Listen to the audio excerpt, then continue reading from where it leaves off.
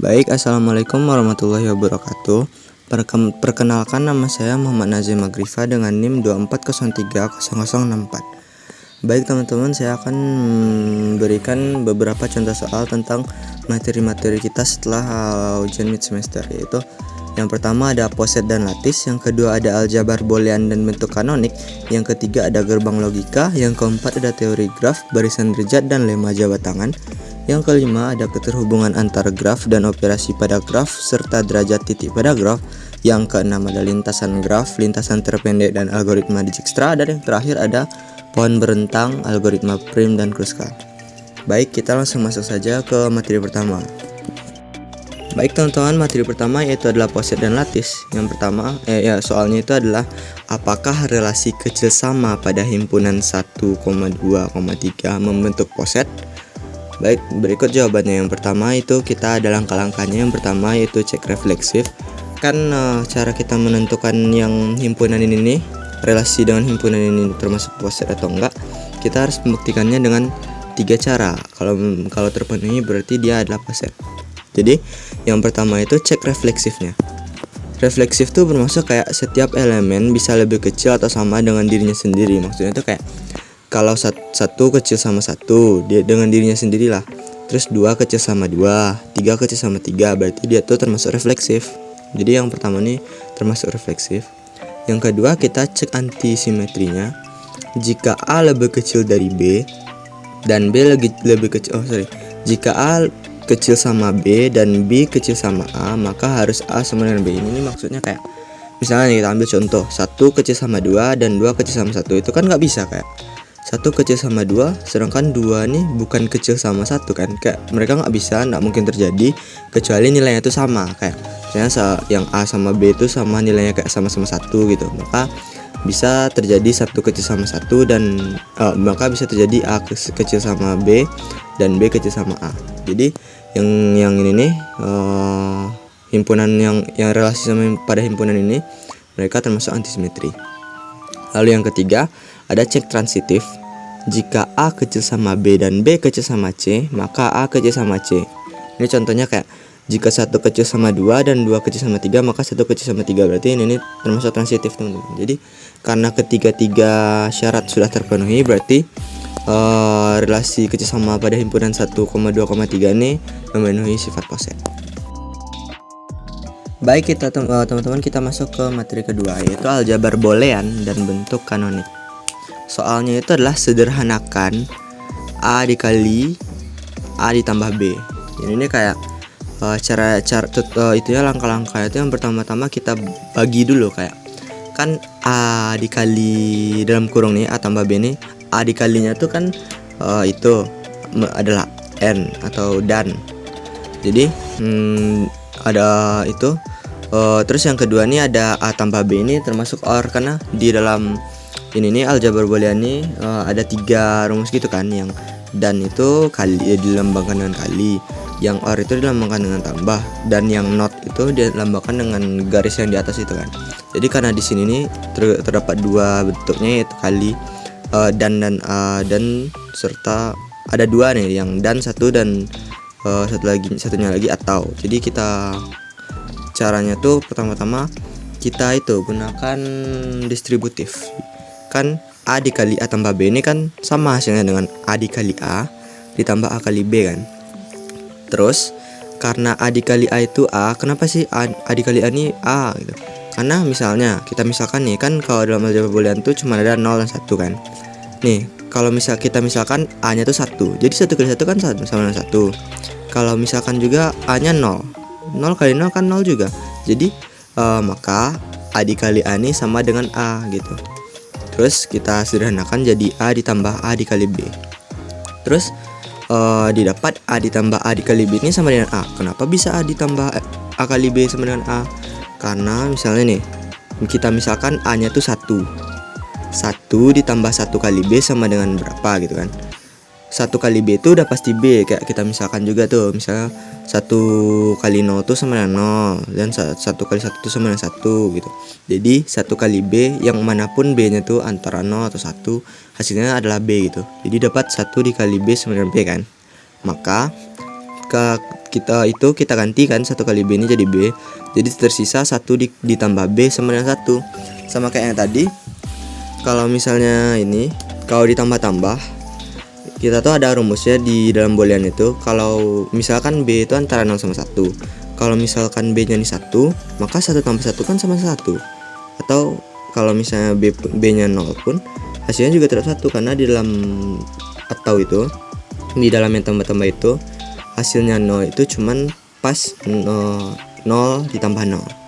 Jadi dapat 1 tambah 1 sama dengan 1, ataupun 1 tambah 0 sama dengan 1. Jadi yang manapun B nya hasilnya tetap 1. Jadi maka didapat A ditambah A dikali B sama dengan A. Maka bentuk sederhana dari A dikali A ditambah B adalah A. Baik teman-teman, kita masuk ke materi ketiga, yaitu gerbang logika. Soalnya itu adalah tentukan output dari rangkaian berikut, yaitu F sama dengan yang garis di atas ini kan. Oh, berarti ini nih gerbang logika ini masih ada hubungannya sama aljabar boolean yang tadi. Terus soalnya itu F sama dengan, kan yang di atas ini tadi baca not gitu kan. F sama dengan not A plus B gitu. Jadi karena di sini Najwa cuma bikin tabelnya doang, biar Najwa jelaskan dulu. Jadi kita bakalan bikin kemungkinan A sama B nya tuh keempat-empatnya gitu. Ada kemungkinan A nya 0, B nya 0, A nya 0, B 1, A nya 1, B nya 0, A 1, B 1, kan ada 4 kemungkinan tuh. Jadi terus kita lakukan bertahap gitu. Yang pertama kita lakukan itu, karena notnya ini mencakup semuanya, berarti yang pertama kali kita cari itu adalah plusnya dulu ya, rumus yang ataunya dulu. Jadi A plus B itu tadi kan sesuai itu rumus yang ada di aljabar boolean. Kita A plus B itu cuma dapat 0 saat A dan B nya 0. Tapi kalau ada salah satu di antara A sama B ini 1 atau kedua-duanya, itu hasilnya itu sama dengan 1. Jadi didapat di tabel ketiga ini. Kalau A nya 0, B nya 0, A plus B nya 0.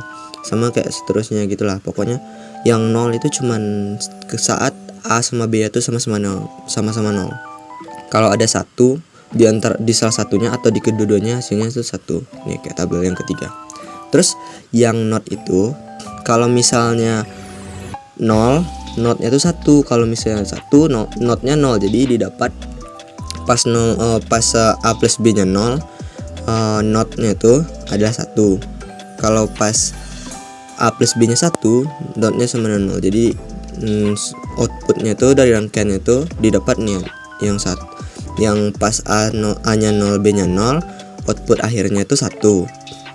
A nya 0, B nya 1, output akhirnya 0. A nya 1, B nya 0, output akhirnya 0, dan A nya 1, B nya 1, output akhirnya 0. Oke. Baik teman-teman, kita akan masuk ke materi keempat, yaitu teori graf, barisan derajat, dan lemma jabat tangan. Oke, pada soal kali ini kayaknya cukup simpel, yaitu sebuah graf sederhana memiliki barisan derajat 3,3,2,2,2,2. Berapa banyak sisi graf tersebut?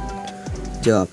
Yang pertama-tama kita harus jumlahin seluruh barisan derajatnya teman-teman. Itu hasilnya akan 14.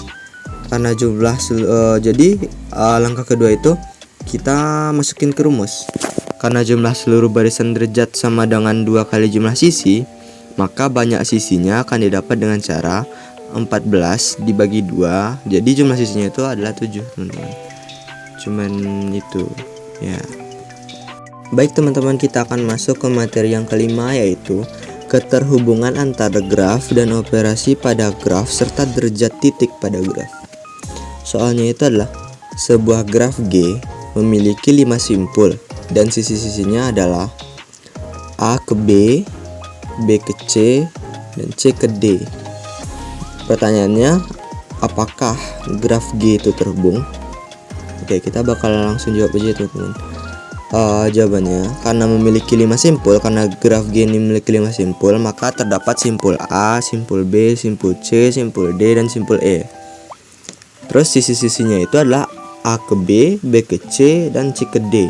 Jadi bisa kita gambarkan seperti ini. A nya ke B, B ke C, C ke D. Pokoknya A sampai D ini masih terhubung kan. Cuman kan nggak ada sisi-sisinya itu yang berhubungan sama E. Berarti E nya ini kayak terpisah sendirilah ya teman-teman.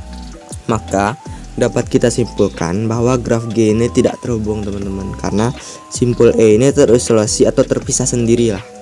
Oke, sekian.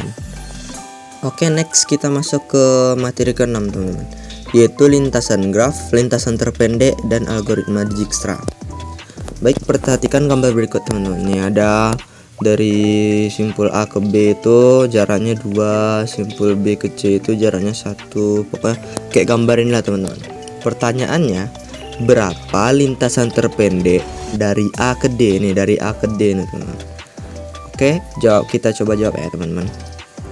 Langkah pertama itu kita coba semua lintasan, kayak misalnya nih kalau dari A ke D ini ada bisa lihat mana aja sih gitu. Nih, ada 3 cara di sini teman-teman. Yang pertama itu ada dari A ke B, dari B ke C, dan C ke D. Jadi ada 3 langkah nih. Jadi kita coba lihat jaraknya. Dari A ke B ini jaraknya berapa sih? 2 kan. Dari B ke C jaraknya 1. Sedangkan dari C ke D jaraknya 1. Jadi nanti kita jumlahkan semuanya, didapatlah jaraknya gitu teman-teman. Jarak melalui lintasan tersebut lah gitu. Terus berarti lintasan A ke B, B ke C ke D ini didapat hasilnya itu 4 teman-teman. Terus ada lintasan kedua nih, dari A ke E, E ke D. Dari A ke E kan jaraknya 4. Terus dari E ke D jaraknya 5. Jadi setelah kita jumlahkan didapat hasilnya itu 9. Kalau 9 ini kan masih terlalu panjang kan, cukup terlalu panjang dari yang lintasan pertama kan. Jadi kita nggak ambil lintasan kedua. Pokoknya kita keep dulu lintasan pertama ini, lintasan kedua karena bukan, kita lihat lintasan ketiga gitu. Lintasan ketiga ada dari A ke B, dari B ke C, dari C ke E dulu, baru dari E ke D. Kita hitung ya coba teman-teman ya. Dari A ke B itu 2, B ke C 1, C ke E 3, dan E ke D 5. Terus setelah kita jumlahkan dapat hasilnya 11 teman-teman. Maka 4 sama 11 kan lebih pendek 4. Berarti lintasan terpendek dari gambar tersebut, dari lintasan terpendek dari A ke D ya, adalah 4 teman-teman. Oke teman-teman, kita masuk ke materi terakhir, yaitu pohon merentang, algoritma prim, dan Kruskal. Oke, di sini ada gambar lagi teman-teman, kayak gambar rumah gitu. Soalnya itu carilah pohon rentang minimum yang menghubungkan semua simpul dengan bobot sisi total minimum. Ini kayak sama kayak yang mencari lintasan terpendek tadi teman-teman, cuman ini harus masuk semua itunya, sisinya. Kayak nggak ada yang boleh itu yang ketinggalan. Misalnya yang H ini nggak terhubung ke satupun dari ini nih, nggak boleh. Terus nggak boleh juga membentuk sirkuit teman-teman. Pohon ini nggak boleh, yang pohon merentang ini nggak boleh membentuk sirkuit. Masuk sirkuit itu kayak misalnya ini kan ada A, C sama D. Dia tuh A ke C, C ke D boleh, cuman dari D ke A lagi itu nggak boleh. Jadi itu tuh termasuk sirkuit teman-teman, kayak pengulangan gitu lah, balik. Masa dari A balik ke A lagi gitulah teman-teman ya. Pokoknya banyak lah jenis-jenis sirkuit gitu. Oke, kita masuk ke soalnya ya teman-teman. Cara jawabnya itu pertama-tama kita susun dalam bentuk tabel terlebih dahulu. Oke, ini sudah Najib sediakan itu tabel. Yang ini kayak kepotong gitu ya teman-teman, soalnya nggak cukup dalam satu halaman gitu. Terus ini sudah Najib masukkan dari semua ini ya, dari gambarnya itu, dari yang terkecil teman-teman. Soalnya kan ini kita menggunakan algoritma Kruskal. Terus Najib urutkan dalam bentuk tabel ini dari yang terkecil ke yang terbesar. Nih kayak dari C ke D itu jaraknya 5 gitu, A ke C 6, dan seterusnya lah sampai F ke H itu 20. Terus setelah disusun kita apain lagi nih? Setelah kita susun seperti ini, kita tinggal urutkan saja, tapi jangan sampai membuat sirkuit. Nah, kayak Najib bilang tadi, nggak boleh membuat sirkuit.